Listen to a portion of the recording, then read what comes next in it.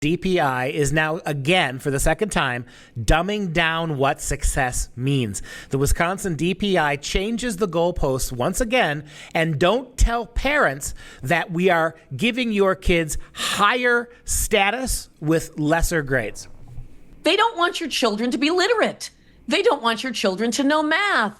Do you think that an illiterate child who cannot do math is going to have a successful career ahead of them to buy a house, support a family, and be an actualized citizen? Answer, no. He's not going to be that kid you think he's going to be. That A that you're so proud of is a lie. But, Duke, I don't know. I mean, I could stand on my head naked on top of a mountain and, fly flags and, play the tambourine, and it still wouldn't get attention. We're going to let you keep your clothes on because we're going to look more closely at the images. This is the organization. It's called Testing Our Patients, How Wisconsin Lowered Standards, Widened the Achievement Gap, and Busted Its State Exams. This is the Institute for Reforming Government. Here is what the DPI is doing in Wisconsin to fool moms and dads into thinking that their kids are doing well. 0 school districts now will receive a 1-star rating, the lowest.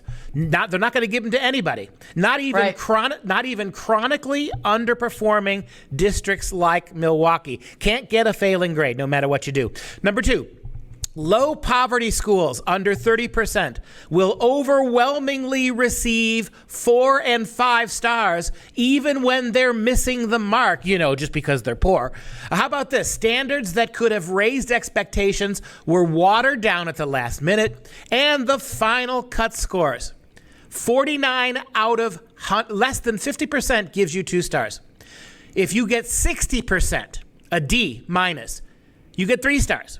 If you get a C minus, you get 4 stars. And if you can get to 84% of a middling B, you are a 5-star school. Superstar. Duke, I don't know. Should I mean, maybe I will stand on one foot. I will stand on one foot, play the flute badly, and beg people to get their kids out of this environment. Look, the Republicans won't do anything. They threw more money at it.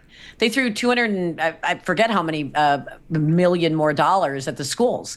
The answer is more money. So give failure more money. Reward failure with more money. Parents reward failure by, not complaining, not showing up at school board meetings, not saying boo when your kid is wiping out. I mean, I don't want to pick a scab that's healed over for a lot of people. How many parents stormed the schools when they sent their kids home or put masks on those kids during COVID?